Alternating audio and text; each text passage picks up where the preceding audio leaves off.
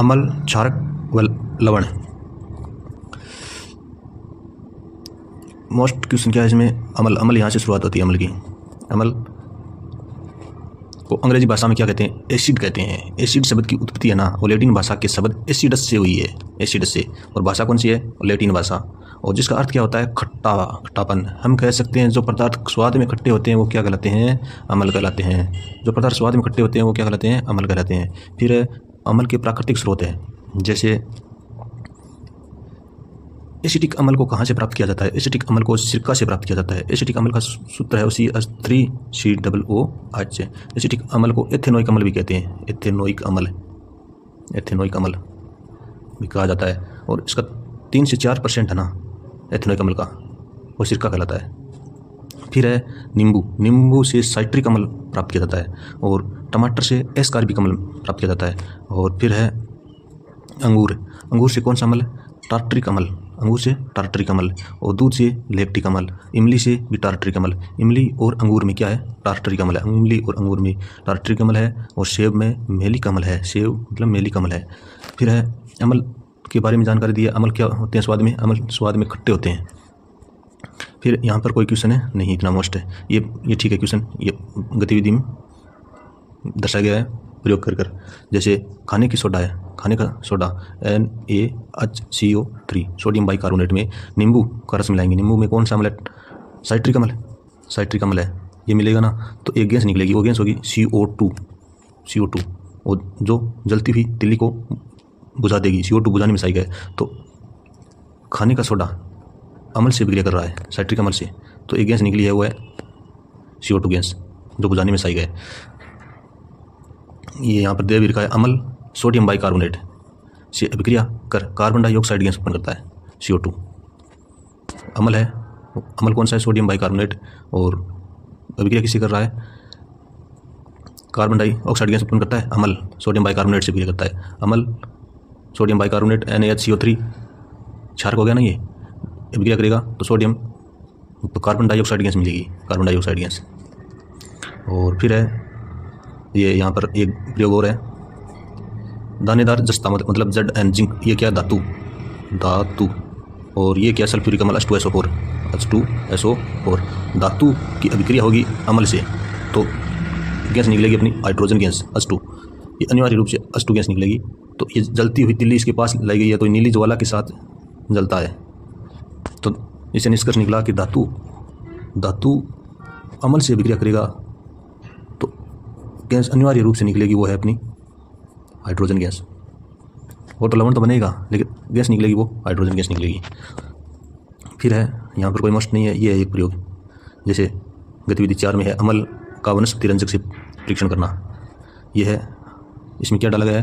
क्षारक है इसमें तरफनली में। और एक वनस्पति रंजक गुलाब रंग की मतलब नीले रंग की पंखुड़ी डाली गई है। तो ये क्षारक है ना, गुलाबी रंग की नीले रंग की पंखुड़ी को कौन सा कर देता है?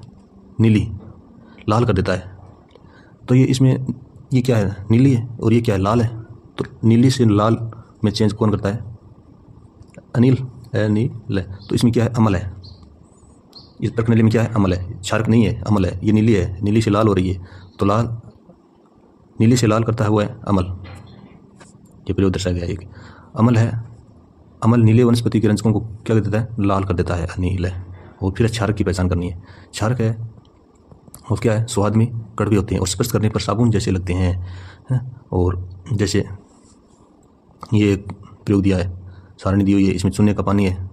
चूने के पानी में कौन सा क्षारक उपस्थित होता है? कैल्शियम हाइड्रोक्साइड, CaOH का होल ट्वाइस। इसका उपयोग मिट्टी की अम्लीयता को दूर करने में किया जाता है, मिट्टी की। फिर है साबुन सोडियम हाइड्रोक्साइड है इसमें उपस्थित क्षारक है और इसका सूत्र है NaOH, sodium hydroxide. NaOH HCl से अभिक्रिया करेगा तो NaCl लवण प्राप्त होगा, सोडियम क्लोराइड। और दूध या मैग्नीशियम हाइड्रोक्साइड, MgOH का होल ट्वाइस। इसे मिल को मैग्नीशिया बोला जाता है और ये एसिडिटी के उपचार में लिया जाता है, जैसे प्रतिअम्ल के रूप में उपयोग में लिया जाता है ये OH का होल ट्वाइस। फिर है एक क्षारक का वनस्पति से परीक्षण करना है। इसमें क्षारक है कोई क्षारक। और इसमें कौन सी पत्ती डाली गई है? लाल रंग की पंखुड़ी डाली गई है। ये लाल रंग की पंखुड़ी किस में बदल जाती है? नीले में बदल जाती है। तो नीले, लाल से नीला, लाल से नीला, छलनी, छलनी, लाल से नीला, तो ये हो गया क्षारक। क्षारक की पहचान की गई है। क्षारक है वो लाल वनस्पति रंजकों को नीला कर देता है। फिर है लिटमस पत्थर, जैसे सूचक है, सूचकों के बारे में दी गई है। सूचक प्राकृतिक सूचक भी होते हैं और कृत्रिम सूचक भी होते हैं, 2 प्रकार के होते हैं। जैसे प्राकृतिक सूचक की बात करें तो एक तो लिटमस है, इसके अलावा हल्दी होगा, हाइड्रेजिया होगा।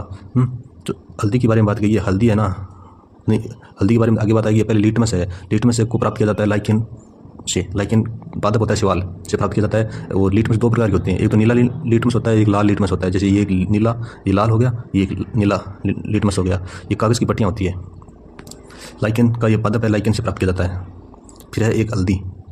हल्दी है वो प्राकृतिक सूचक भी है, सूचक की तरह कार्य करती है। हल्दी है वो अमल में डालेंगे और एक तरफ क्षार में डालेंगे, 2 है, क्षारक में डालेंगे। तो अमल में डालेंगे तो हल्दी का रंग कैसे होगा और क्षारक में डालेंगे तो कैसा होगा? अमल में डालेंगे तो पीला रहेगा और क्षारक में डालेंगे तो ये लाल हो जाएगा हल्दी का रंग। फिर है एक हल्दी पत्थर से विलयन का परीक्षण करना है। जैसे आंवले के रस में हल्दी डाली गई है।